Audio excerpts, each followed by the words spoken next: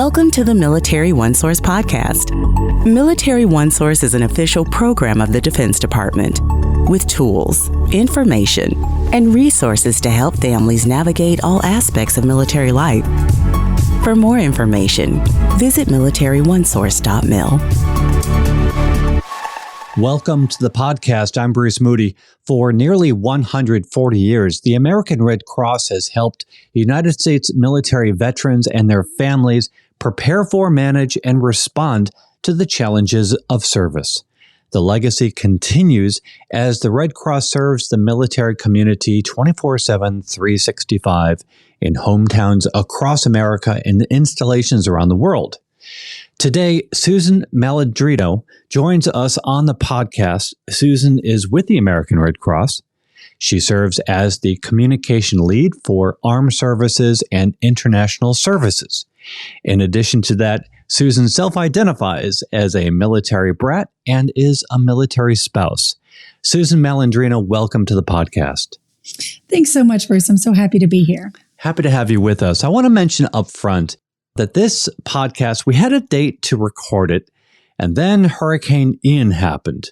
So you called us and said, well, you needed to reschedule. And of course, we were fine with that. But let's take a moment and tell us, if you would, what the Red Cross was doing in response to Hurricane Ian. Well, thanks for asking that. And thanks so much for your flexibility with a little pause and giving us a little moment there. So, Hurricane Ian was just devastating. And it's been a real challenge for communities all across Florida and the Southeast. We have 70,000 service members currently stationed in Florida, and we have 1.4 million veterans in the state. So, from our perspective, this is a really critical time for those folks, and we are providing all sorts of services.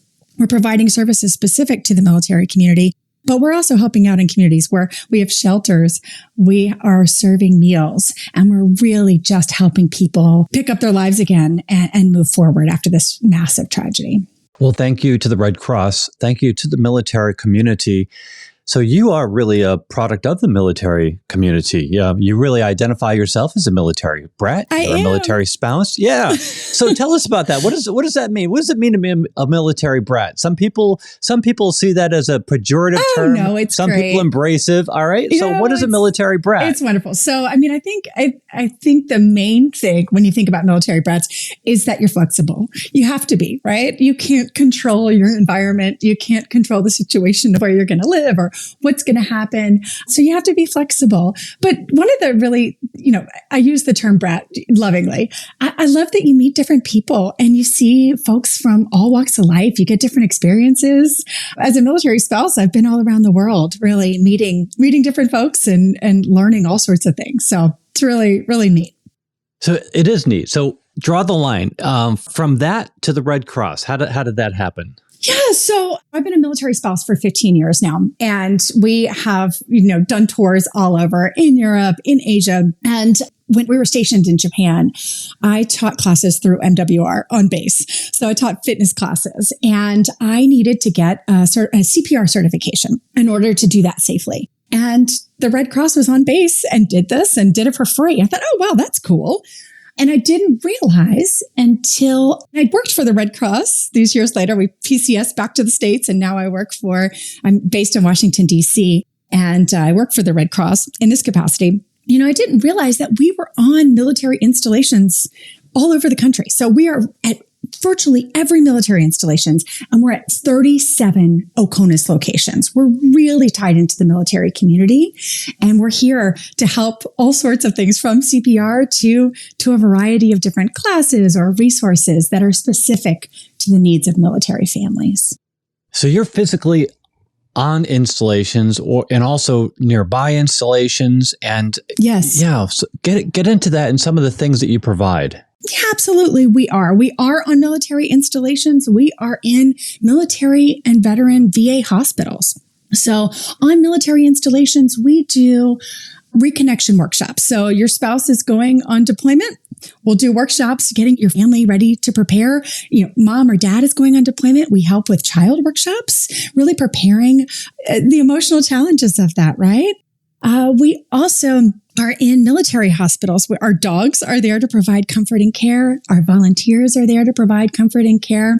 We really span the gamut. We have a military and veteran caregiver network, which, this post 9/11 generation, we have a ton of families who are military and veteran caregivers. And we have a community that supports that group of folks and really provides resources for them to connect. And then, lastly, our Hero Care Network, and you and I will talk about this, is the centralized locations for all things military. So we provide help, financial resources, and connection for military families who may be having challenges. Right, the network. So that's the Red Cross Hero Care Network. Let's really focus on that now. Why don't you tell us about it? Yeah, absolutely. So the Hero Care Network is really the centralized place, right? So it's kind of your one-stop shop. What it does is we provide financial assistance and we help service members get help during an emergency. And the network is available 24 hours a day, 7 days a week, every day of the year. And I can give you some examples, if that would help, of kind of the specifics of what the Hero Care Network does. So, we were just talking about Hurricane Ian. Yeah. And we right now have, built up our workforce to be able to answer the calls for that influx of calls coming in. But, I can talk about last year when those big storms hit Texas. Texas also another big state with a ton of military bases, right? So I don't know if you remember, the temperatures dropped and there were a ton of storms that hit Texas, freezing pipes. People had all sorts of issues. And we really were able to connect veterans with specific resources. So to fix those broken pipes, to help them clean up after that massive storm, and really to help them move on to the next chapter. One other thing the Hero Care Network does, in addition to veterans, we work with military families, current active duty, and their spouses. So if a service member is downrange, they have an emergency, we can connect that family and the service member and let them know about the emergency through our emergency care messages. So this is something that I'm familiar with. When I was in uniform, when I was a very, very junior person, I got one of these messages. My grandfather had passed away. And that sort of message that maybe people are familiar with, what does that look like today? And it's interesting because these messages deliberately go through a service member's chain of command, and that allows for a number of things to happen. So what do these messages look like today, and what happens when a message is delivered?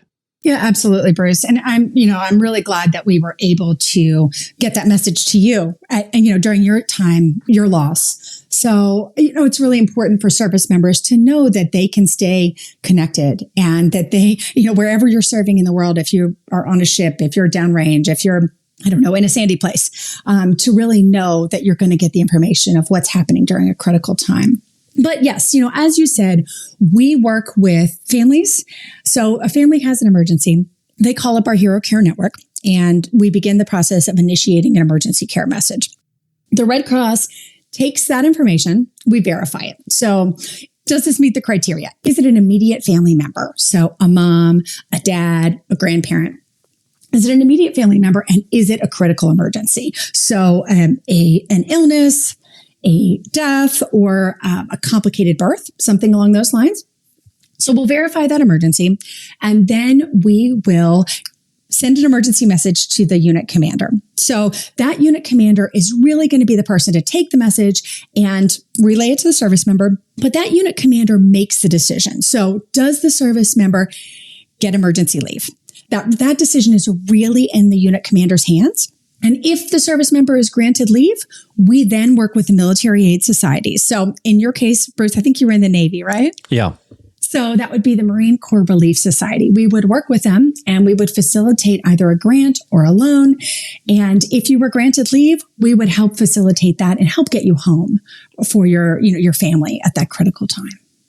So there's a lot that happens. Yes, and it's complicated. Exactly. In order for that to happen, what needs to happen beforehand? So if a service member is going on deployment, do they need to make sure that they've registered with the Red Cross or something? What do they need to do to make sure that in the event that a message has to send, that it sends as quickly and triggers all of the things that you've just talked about? Absolutely. I think that is such a great question. When a service member is going on deployment, I joke as a military spouse, right? During deployment, anything that can go wrong will go wrong, right?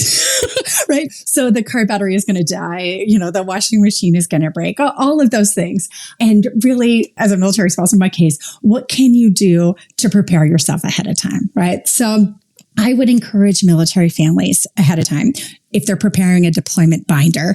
For folks who are super, particular, I definitely recommend a deployment binder, where you have all your resources in one place. So in the event that something happens, you are really prepared. But in that, I would, as part of your pre-deployment checklist, I would download our app, our Hero Care app. I would have our phone number saved in your phone, so you can call us at the ready. And then here are the things. When you call us, we're going to need some information, right? So in order to verify those messages, in order to really be of assistance and to help you as quickly as possible, there's some things you're going to need to have. And those are they're really basic, right? So we need your service member's full legal name. No nicknames, just the full legal name. We need their rank or their rating, branch of service, their social security number, their military unit address. That might not be something you have on hand, but that will help us connect with the right commander, and information about the deployed unit and where their home base is. So having those ready and at the ready, that information, that's going to help us initiate this message and make the process smoother. At the ready. I think that's really important, because for anyone who's been in an emergency, you know that emergencies basically have already started before you're aware of them. Oh, absolutely. So by the time you are aware of an emergency, you have a lot immediately that you have to do. Speaking for myself, in those situations, your IQ goes down a couple of notches. And really, just to have that binder, to have a page with all of that information nearby so you can just pull from it and read from it, that really seems to be something that could really facilitate things, make it so much easier. Absolutely, Bruce. And if you're more modern and you can just have a note in your phone, right? for younger folks who don't have that old school binder, you can have a note in your phone. You can have the app programmed, and you can have our phone number at the ready, really to prep yourself. But I 100% agree with you. You're in the middle of it. You're in the middle of the chaos, and this will really help you see things a little more clearly. Okay. So with regard to these messages, is there any confidentiality? Can these messages be couched in a way that makes them confidential? Yes. So if you are in immediate distress, you need to call 911 or you need to call 988. But our messages are, when you call us, when you're ready to call us, our messages are confidential. So what does that mean? So if I'm responsible for a unit of troops, I'm going to get a message for one of my people. And am I going to necessarily know what the message is? Yes. So you are going to get the basic facts of the nature of the emergency and of the service member involved. Got it. Okay. So we've been talking about this network. Yes. So who is the network? Because the military is a diverse population. So how is that network able to respond to serving a culturally diverse military? Yeah, absolutely. I mean, I think that is one of the things I love about being a part of the military community, right? It is one of the most diverse workforces out there. You have folks from all over the country who come from different backgrounds and different cultures, and they're all together for a shared sense of purpose. So we love that. Many of the people who work in our Red Cross unit that works with the military, or it's our service to the armed forces unit, or who work at the Hero Care Center, appreciate that diversity. They come from diverse backgrounds themselves. I was talking to one of our Hero Care Center operators recently, and this was right after Hurricane Ian struck. And he is a native Spanish speaker. And he was talking about, the folks who were calling us, because the Hispanic population in Florida is so high, we have amped up our callers who can speak Spanish. So if somebody needs help in their native language, we can really meet that need and address that need. So can a service member volunteer? Can Yes. a family member volunteer to be on this Hero Care network? So our Hero Care network folks are specially trained And they have gone through a series of robust training. But we do take volunteers for a variety of our programs. So really, depending on what you want to do, you can volunteer with the Red Cross. If you want to do something military specific, absolutely. We have a whole litany of programs in which you can get involved and volunteer. If you want to help with disaster relief, you can volunteer with the Red Cross. So I would definitely encourage, depending on what your interests are, to reach out to us and we can connect you with something that you are passionate about and a job that you can really work on. And so we'll put the contact information, we'll put a link in the program notes for this episode. Yeah, absolutely, Bruce. And I'd say that, 90% of our workforce are volunteers, and we absolutely cherish and love what they bring to our organization. Susan, this has been such an inspiring conversation. I really have a new appreciation for what the Red Cross does, in the community, in the military community. And I just wonder if you have any parting words for families, especially those who are facing deployments. I mean, deployments are so challenging, right? I mean, we've all been through them. They're really challenging for the service member. They're challenging for the family at home who's, putting in the hard work as well. So I would just say, really connect with us. Be prepared and know that we are here to help you. We are here to help you through the challenges you might face during deployment, and we're here to walk beside you during this time. Susan Malandrino from the American Red Cross. Susan, thank you so much for joining us today. Thanks so much, Bruce. Really appreciate it. Want to remind you that Military OneSource is an official resource of the Defense Department. We're a website, we're a call center, we're all over social media, and now we're a podcast. So we hope that you'll subscribe. We cover a huge range of topics to help military families navigate military life. I'm Bruce Moody. Thanks so much for listening. Bye-bye.